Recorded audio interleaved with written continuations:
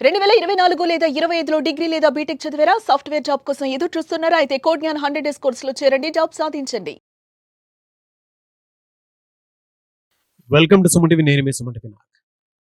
అప్పు తీసుకున్న వ్యక్తి తప్పించుకు తిరుగుతుంటే లీగల్‌గా మనం చూసుకుంటే ఎలాంటి చట్టాలు వర్తిస్తాయి అనేది ఈరోజు మనతో పాటు హైకోర్టు అడ్వకేట్ అలగిరి రవీంద్రనాథ్ గారు ఉన్నారు. అది వారి మాట్లాడి తెలుసుకుందాం. Hello sir. హాయ్ అండి నాగరాజు గారు. అప్పిచ్చేసిన తర్వాత కొంతమంది ఏంటంటే తీసుకున్నటువంటి వ్యక్తి తప్పించుకు తిరుగుతూ ఉంటారనమాట. మనకేవో అవసరాలు ఉంటాయి. ఆ డబ్బు మీద మనకు మమకారం పోదు. కష్టపడి సంపాదించింది వేరే వాళ్ళకి ఇస్తాము. దాన్ని తిరిగి ఎలా అయినా సరే తెచ్చుకోవాలని చెప్పేసి మనకు అనిపిస్తూ ఉంటుంది. ఎందుకంటే అది కష్టం ఊరికే రాదు కదా! క్షణాల్లో ప్రతిసారి ప్రతి చోట అడగడానికని వెళ్తే తప్పించుకొని తిరుగుతూ ఉంటారు. లీగల్‌గా దానికేమన్నా అంటే చట్టబద్ధంగా గనుక మనం చూసుకుంటే ఏమన్నా రెమెడీస్ ఉన్నాయా దానికి? తప్పించుకు తిరుగువాడు ధన్యుడు సుమతి హ్మ్. అని ఊరికనే సుమతి వాక్యంలో ఈ వాక్యం చెప్పలేదు నాగరాజు గారు. తప్పించుకు తిరుగుతున్నారు. ఏదో అవసరం పడుతుంది. ఇంట్లో ఏదో పెళ్లి ఖర్చో, లేకపోతే నాన్నగారికి ఆరోగ్యం ఖర్చు, ఇతరత్ర ఏదో ఖర్చుల మీద ఒక అప్పు చేసుకోవడం అనేది సర్వసాధారణం. అది కామన్ థింగ్. దీనికోసం మనం ఇక్కడ అరే తెలిసిన వ్యక్తే కదా అర్జెన్సీగా ఏదో ఫోన్ చేసి నాకు అర్జెంట్‌గా ఒక అమౌంట్ అర్జెంట్‌గా కావాలి. ఒక రూ. 1,00,000 కావాలి, ఒక 50,000 కావాలి, ఎంతో కొంత అమౌంట్. ఆ అమౌంట్ కావాలని చెప్పి అడుగుతాం. సో, అమౌంట్ వస్తే మీకు ఇచ్చేస్తాను అని చెప్పి ఏదో చేయబదులుగా తీసుకుంటారు. తరువాత అమౌంట్ ఎప్పుడు అడిగినా సరే కాస్త ఆ ఫోన్ స్విచ్ ఆఫ్ చేసుకోవడం, రెస్పాన్స్ అవ్వకపోవడం, ఇంటికెళ్ళి అడిగితేనేమో ఆ ఇంటి భార్యతోటి లేదన్నయ్య గారు ఆయన లేరు బయటికెళ్ళారని, ఇంట్లో ఉండి కూడా లేరనిపించుకొని, మొఖం చాటేసుకొని, డబ్బులు ఇవ్వడానికి నెలలు, రోజులు, వారాలు, సంవత్సరాలు తరబడి పోతున్నా ఆ డబ్బుకి అతీగతి లేకుండా తప్పించుకు తిరుగుతుంటారు చాలామంది అప్పు తీసుకున్న తరువాత. ఇటువంటి వారిని ఎలా ఫేస్ చేయాలి? ఫస్ట్ గుర్తుపెట్టుకోండి, లీగల్‌గా మీరు ఏదైతే అప్పిచ్చారో దానికి ఒక ఎవిడెన్స్ ఉంది వెరీ వెరీ ఇంపార్టెంట్. అంటే ఏదో ఒక రకంగా ఒక ఆన్‌లైన్ ట్రాన్సాక్షన్ అనేది చేయండి.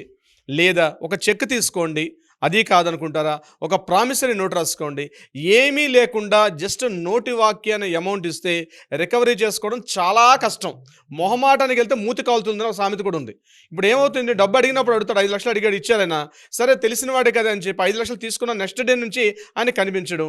ఇచ్చారంటే క్యాష్ పార్ట్ ఇచ్చారు. మళ్ళీ అడిగేసరికి ఏ ఎవిడెన్స్ లేదు కదా అని గాలికి తిరుగుతూ ఉంటాడు. ఏ రకంగా మీరు అడుగుతారు?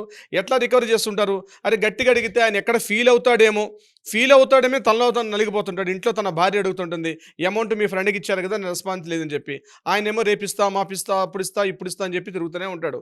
ఇలా సంవత్సరాలు గడిచిపోతుంటాయి గానీ ఎక్కడ రికవరీ చేసుకోవడం ఇంపాసిబుల్. అందుకని గుర్తుపెట్టుకోండి, ఫస్ట్ ఆఫ్ అమౌంట్ ఇచ్చారు అనుకుంటే దానికి ఏదో ఒక ఎవిడెన్స్ అయితే ఉండాలి. అంటే ఆన్‌లైన్ ట్రాన్సాక్షన్ ఉండాలి, లేదా ఒక చెక్, అట్లనే ఒక ఎవిడెన్స్ చెక్ తీసుకోవాలి. ఇది కాకపోతే ఒక ప్రామిసరీ నోట్ రాసుకోండి. ఇదేమీ కాకుండా నేను నోటి వాక్యాన్ని ఇస్తే మాత్రం తప్పు ఒకటి. నెంబర్ 2, ఇప్పుడు ఆయన అమౌంట్ ఇవ్వలేదని చెప్పి మీరు కాస్త దౌర్జన్యానికి వెళ్ళారనుకోండి, ఇస్తావా చస్తావా అని చెప్పి గట్టిగా బెదిరించే ప్రయత్నం చేశారనుకోండి, అది డబ్బు విషయం పక్కన వెళ్ళి ఆ బెదిరింపు అనేది ఇంకొక కేసు అయ్యే అవకాశం ఉంటుంది. ఆయన ఇమ్మీడియట్‌గా యాక్షన్‌లు దిగిపోతాడు. వాళ్ళ ఇంటి మీదకి అటాక్ చేయడం గానీ, వాళ్ళ ఆస్తులను ధ్వంసం చేయడం గానీ, వాళ్ళని కొట్టడం గానీ, వాళ్ళని తిట్టడం గానీ, అబ్యూజ్ లాంగ్వేజ్ తిడితే ఈ మనీ టాపిక్ పక్కకెళ్ళి ఈ దౌర్జన్య కాండ ఎక్కువైపోతుంది. దాని మీద అతను మీ మీద యాక్షన్ తీసుకునే అవకాశం ఉంటుంది. సో, మరి ఎలా రికవరీ చేసుకోవాలి? అమౌంట్ మిస్ అయిపోయింది, అమౌంట్ ఇచ్చేసాం, ఎలా రికవర్ చేసుకోవాలి? దీనికి ఒకటే మార్గం, ఒకటి గుర్తుపెట్టుకోండి. మీ దగ్గర ఎవిడెన్స్ ఉంటే, మీరు అమౌంట్ ఇచ్చినట్టుగా ఏదైనా ఎవిడెన్స్ ఉంటే ఇమ్మీడియట్‌గా మీరు దగ్గరలో ఉన్నటువంటి ఒక అడ్వకేట్‌ని సంప్రదించండి. ఇమ్మీడియట్‌గా అడ్వకేట్ ఏం చేస్తారు, ఒక లీగల్ నోటీస్ ఫార్మ్ చేసి లీగల్ నోటీస్ పంపిస్తారు. ఏ ఫార్మాట్‌కైనా ఫస్ట్ లీగల్ నోటీస్ ఉంది వెరీ వెరీ మోస్ట్ ఇంపార్టెంట్. ఎందుకంటే ఆయన ఒక అనుభవజ్ఞుడైన ఒక అడ్వకేట్ కాబట్టి లీగల్ నోటీస్ పంపిస్తారు. నా దగ్గర పలానా అమౌంట్ తీసుకున్నాం, వితిన్ ద అమౌంట్ ఇవ్వకపోతే ఈ సో అండ్ సో సెక్షన్స్ ప్రకారం, సో అండ్ సో దీని ప్రకారం మీ ఆస్తులను జప్తు చేస్తామనో, లేకపోతే నీ దగ్గర రికవరీ సూట్ వేస్తామనో, లేకపోతే నీకు ఏదైతే శాలరీ వస్తుందో ఆ శాలరీ విషయం మీద మేము నువ్వు ఎక్కడైతే పనిచేస్తున్నావో ఆ సంస్థ మీద మేము ఆ అమౌంట్ పేమెంట్ స్టాప్ చేయమని చెప్పి తీసుకునే అధికారం మాకుంది, ఎందుకు ఇవ్వట్లేదని చెప్పి లీగల్ నోటీస్ ఒక అడ్వకేట్ కంపల్సరీ పంపిస్తారు. అడ్వకేట్ లీగల్ నోటీస్ పంపించిన తర్వాత అందులో టైం మెన్షన్ చేస్తారు. ఒక 15 డేసా 30 డేసా టైం అని. మినిమం మ్యాక్సిమం ఒక 30 డేస్ వరకు మనం టైం ఇందులో మెన్షన్ చేస్తాం. 30 డేస్ తర్వాత కూడా ఆయన లీగల్ నోటీస్‌కి రిప్లై కాలేదు, రిప్లై నోటీస్ ఇవ్వకపోతే నెక్స్ట్ చేయాల్సిన ఇమ్మీడియట్ పని ఏంటంటే దగ్గరలో ఉన్నటువంటి ఒక పోలీస్ స్టేషన్‌కి వెళ్తే పోలీసులు ఈ కేసును ఫైల్ చేయరు. ఇమ్మీడియట్‌గా పోలీసులు ఎట్టి పరిస్థితుల్లో కూడా కేసు ఫైల్ చేయరు. బికాజ్ ఇది సివిల్ మ్యాటర్. సివిల్ మ్యాటర్ కూడా పోలీసులు టేకప్ చేయరు. మీరేమన్నా కోర్టులో చూసుకోండి సార్ అంటాడు ఆయన. కోర్టులో చూసుకోవాలంటే ఎక్కడ కోర్టుకి వెళ్ళాలి, అమ్మో కోర్టు ఎప్పుడు ఫైల్ చేయాలో, ఎలా వస్తుందో ఏంటో, దీనికి భయపడాల్సిన అవసరం కూడా లేదు. మీరు ఒకవేళ సీనియర్ సిటిజన్స్ అయితే, ఒక ఏజ్డ్ పర్సన్ అయితే ఇమ్మీడియట్‌గా ఒక లెటర్ డ్రాఫ్ట్ చేయండి. ఒక ఆర్డీఓ గారికో లేకపోతే కలెక్టర్ గారికో డైరెక్ట్‌గా అప్లై చేయండి. అది ఆప్షన్ కూడా ఉంది మీకు. యాజ్ ఎ సీనియర్ సిటిజన్‌గా యూ హ్యావ్ అ రైట్. డైరెక్ట్‌గా మీరు ఒక కలెక్టర్ గారికి ఒక అప్లికేషన్ పెట్టండి. సార్ ఇట్లా సో అండ్ సో అమౌంట్ నన్ను ఏజ్డ్ పర్సన్ నన్ను ఈ రకంగా ఇబ్బంది పెడుతున్నాడు. ఆయన అమౌంట్ ఇవ్వట్లేదని చెప్పి డైరెక్ట్‌గా ఆర్డీఓకి ఇవ్వచ్చు, లేకపోతే కలెక్టర్ గారికి ఇవ్వచ్చు. అది సీనియర్ సిటిజన్స్ అయితే. లేదు మీరు సీనియర్ సిటిజన్స్ కాదు. అటువంటి సందర్భంలో చేయాల్సింది అంటే రికవరీ సూట్ అంటారు, లేదా సిపిసి సూట్ అంటారు. దాని సెక్షన్ 37 ప్రకారం మీరు కోర్టులో కేసు ఫైల్ చేసుకోవచ్చు. సో అండ్ సో అమౌంట్ నేను ఇచ్చాను, ఆయన అమౌంట్ ఇవ్వట్లేదని చెప్పేసి. అది బెంచ్ మీదకి రావడం చాలా టైం పడుతుంది కాబట్టి అర్జెన్సీ పిటిషన్గా మీరు మాట్లాడి మీ అడ్వకేట్తో మాట్లాడి అర్జెన్సీ పిటిషన్ అని చెప్పి బెంచ్ మీదకి తొందరగా వచ్చి ఏర్పాటు చేస్తే ఇమ్మీడియట్గా కోర్టు ఆ వ్యక్తికి సమన్లు పంపిస్తుంది, అమౌంట్ తొందరగా పంపించమని చెప్పి.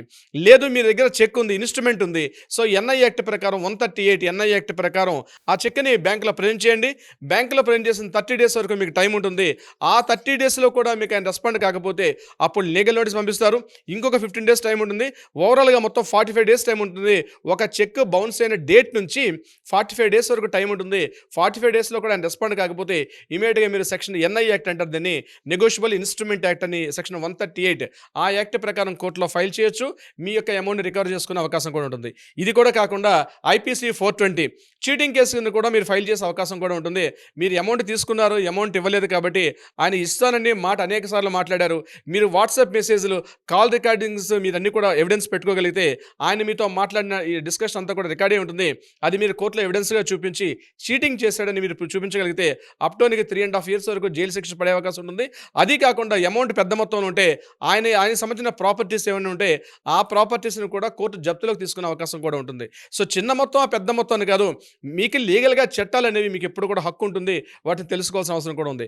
ఒకవేళ మీ దగ్గర ప్రామిసరీ నోట్ ఉంది, ప్రామిసరీ నోట్ అయితే అది ఇంకా చాలా, అది కూడా ఎన్ఐ యాక్ట్ కిందకి వస్తుంది. ప్రామిసరీ నోట్ కూడా దాన్ని ఫెయిల్ అయితే అప్ టు 3.5 years నుంచి అప్ టు 7 years వరకు కూడా శిక్ష పడే కాలం ఉంటుంది. కాబట్టి ఏదైనా అమౌంట్ మీరు చేయబదులుగా కావచ్చు, ఇతరత్ర ఏదైనా అవసరం నిమిత్తం అమౌంట్ ఇస్తే అమౌంట్ అతను ఇవ్వకపోతే మీరు దానికి కావాల్సినటువంటి అన్ని కూడా రాసుకోవాల్సిన అవసరం ఉంటుంది. కానీ కొన్ని సందర్భాల్లో కొంతమంది దళారులు ఏం చేస్తారంటే ఈ అమౌంట్ ఇచ్చి మైక్రో ఫైనాన్స్ లాంటి సంస్థలు రూపాయికి 10 రూపాయల వడ్డీ పెట్టి 10 రూపాయల వడ్డీ ఇస్తావా ఇవ్వని చెప్పి బలవంతంగా వాళ్ళ ఆస్తుల మీదకి వెళ్ళి ఇంటి మీదకి వెళ్ళి దౌర్జన్యం చేసి వాళ్ళ ఇంట్లోకి వెళ్ళి వాళ్ళ ఆడపిల్లల మీద వాళ్ళ ఫోన్స్ తీసుకొని వాళ్ళని రుబాబు చేయడం, అంటే దాదాగిరి చేయడం, ఇట్లాంటివన్నీ చేస్తే వాటి మీద అమౌంట్ కన్నా మించి ఆ సెక్షన్స్ పడే అవకాశం ఉంటుంది. తప్పనిసరిగా గుర్తుపెట్టుకోవాల్సింది. ఇలా ప్రతిసారి ప్రతి చోట అంటే ఏదో ఒక సందర్భంలో ఎవరో ఒకరు రెగ్యులర్ ఫేస్ చేస్తూ ఉండేటువంటి ప్రాబ్లమ్స్ అనేది. అటువంటి వాళ్ళు మిమ్మల్ని అప్రోచ్ అవ్వాలంటే ప్రాసెస్ ఏంటి? డెఫినెట్గా నాగరాజు గారు, ఇటువంటి సమస్యతో బాధపడుతున్న వాళ్ళు ఎవరైనా మీకు అండగా సెక్షన్లు ఉన్నాయి, మీకు అండగా చట్టాలు ఉన్నాయి, న్యాయస్థానాలు ఉన్నాయి. మీ అడ్వకేట్గా రవీంద్రనాథ్ ఎప్పుడూ మీకు తోడుగా ఉంటాడు. ఇటువంటిది ఏదైనా సమస్యతో మీరు బాధపడుతుంటే ఇమ్మీడియట్గా మీ చేతిలో ఫోన్ తీసుకోండి. కింద స్క్రోల్ అవుతున్న నెంబర్ని ఇమ్మీడియట్గా తక్షణమే కాంటాక్ట్ చేయండి. లేదు కాల్ లిఫ్ట్ చేయలేకపోతే ఒక వాట్సాప్ మెసేజ్ పెట్టండి. మీరు ఎక్కడ ఉన్నా సరే, 2 తెలుగు రాష్ట్రాలైనా, దేశంలో ఎక్కడ ఉన్నా, ప్రపంచంలో ఏ మూలన్నా సరే, మీరు ఇమ్మీడియట్గా మీకు ఒక అడ్వైస్ కావాలి, ఎలా వెళ్తే మీకు ఆన్సర్ దొరుకుతుందంటే రవీంద్రనాథ్ లీగల్ టీం ఎప్పుడు కూడా మీకు సపోర్ట్ చేస్తారు. ఇమ్మీడియట్గా మీరు కాల్ చేయండి, వాట్సాప్ చేయండి, మీకు డీటెయిల్స్ తక్షణమే అందుతాయి. Nagaraju garu, anyways thank you so much Ravindranath garu. Thank you so much Nagaraju garu. చూసారు కదా వీడియో. ఈ వీడియోపై మీ అభిప్రాయం కామెంట్ బాక్స్లో పోస్ట్ చేయండి. ముఖ్యంగా మీరు కనుక సమస్య ఏదున్నా సరే చట్టబద్ధంగా వెళ్ళాలి అనుకునేటప్పుడు స్క్రీన్ మీద మీకు అలగరి రవీంద్రనాథ్ గారు హైకోర్టు అడ్వకేట్ కాంటాక్ట్ నెంబర్ కనిపిస్తుంది. దాన్ని మీరు కాల్ ఆర్ మెసేజ్ వాట్సాప్ చేసి అపాయింట్మెంట్ బుక్ చేసుకోండి. ఈ వీడియో లైక్ చేసి షేర్ మాత్రం తప్పకుండా చేయండి. ఇలాంటి మరిన్ని వీడియోస్ కోసం మా ఛానల్ ఫాలో అవ్వండి. Thank you. సుమన్ టీవీలో మీ పర్సనల్ అండ్ బిజినెస్ ప్రమోషన్స్ కోసం కింది నెంబర్కి కాంటాక్ట్ చేయండి.